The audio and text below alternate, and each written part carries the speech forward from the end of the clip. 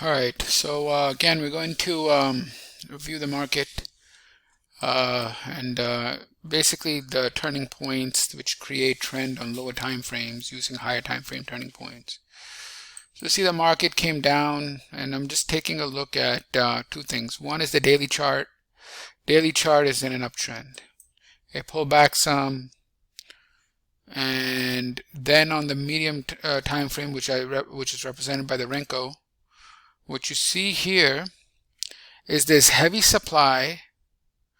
So there's a significant chance for a retest right around this area. All right, so we know that supply came in and went straight down, as you can see. Then what happened? Ding, ding, ding. It made this area right here. It broke out above it. But what's interesting is what happened at this low.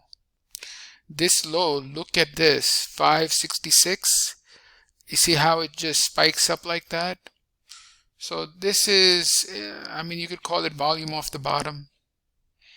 That would be a valid thing to say. I don't know what else to call it, but like the closest behavior would be something like volume off the bottom. All right, where it goes down and bang, and then has follow through. So buyers stepped in right here. And you can see what they did. Like it's here, 566, and they had follow through, and then went higher, made a higher high. And by itself, this doesn't mean anything, but what matters is when the levels are also broken. So here you had like up, down, up, crack, crack. And here's that minor breakout right here where the volume increased over the last two bricks. It came back, tested here, and then had a follow through. All right, so what am I trying to do here? So I wanted to, when it makes that higher high and comes back, I want to see this area, see what's going on in this area. Specifically this turning point right there. So it goes down, down, down, and then bang. What happened on this retest of the breakout? This is a retest of the breakout. Difference is it's not a spring. Well, I mean, it's a spring off of this low, but not the prior low. It's a spring off of this low, but I don't want to get into all that. What I view it is it's a rally pullback to test the original breakout. That's it. All right, so now we're going to see what happened on the lower time frame. As it went to the lower time frame, what am I looking for? I'm just looking for demand. Like I just want, this is a very simple question. When a market tests, what is it testing? It is testing to see if demand is still there. That's all. If it's not there, it's going to go sideways and break or go straight down. So as it comes back to the to this pivot, which is also where the breakout initially occurred, and there was a pullback to test, we have a retest. What do you notice on the retest? On the retest, you have demand. You have big volume and good price action. After that, market basically ends the trend with a climax, or I mean, you could call it a climax. Let's see, it's bigger than a number of waves. Yeah, that's a climax. Okay, now thing to remember is the climax doesn't necessarily, at least not in my book, need to be before a change of behavior or a sign of strength. It really doesn't. I mean, I understand the sequences: climax, secondary test, sign of strength, or climax, automatic rally, secondary test, blah, blah, blah. But if markets were that easy, everybody'd be rich, and they're not. So here you have demand, or if you want, you could call it preliminary demand or whatever. But the point to be made here is that demand comes in and the market exhausts. Typically, market exhausts and then demand comes in. But here it's vice versa. Demand came in and then market exhaust. And this is common behavior. It happens a lot. All right. After that, what needs to be noticed is you have a shortening of the thrusts. What does that mean? It means all of this volume, and look at how much progress was made. All of this volume, 34 volume, it's a lot of volume,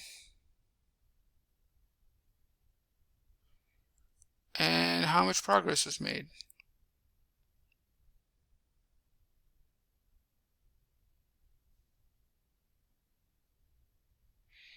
Not a lot. This is the biggest volume, but the progress sucks. Anyway, so 1, 2, 3, 4, 5, 6,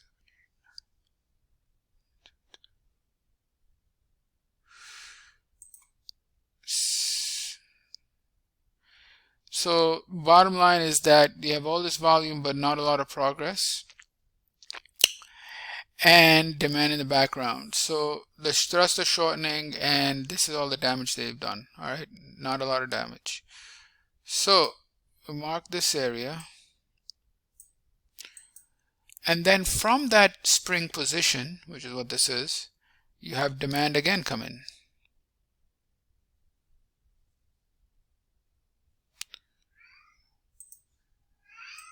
And this is not small amount of demand. It's quite significant. It's the biggest wave in 49 waves. So obviously you have demand in the background, then you have that. Anyway, after that you should feel really comfortable because they got big price, big volume, all of that. So now all it does is it pulls back to test.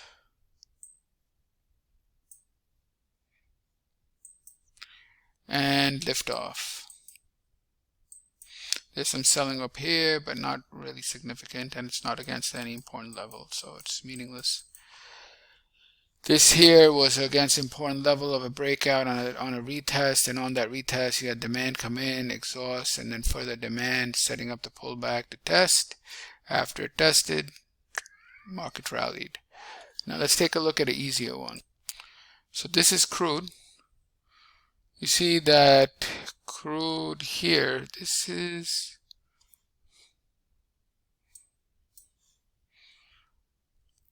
alright. So you have crude, it goes down, up, down, thrust shortens, and you have a bounce, putting it in up thrust position. The heavy volume here is possibly minor climax or selling. It fails. So from that area you have big supply come in. However, for me, it's not close enough. It needs to be up here somewhere.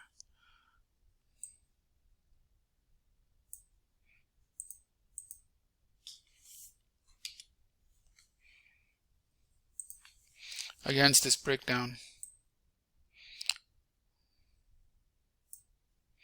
Somewhere around there. Like over here, that's a good volume over there. This also has strong volume.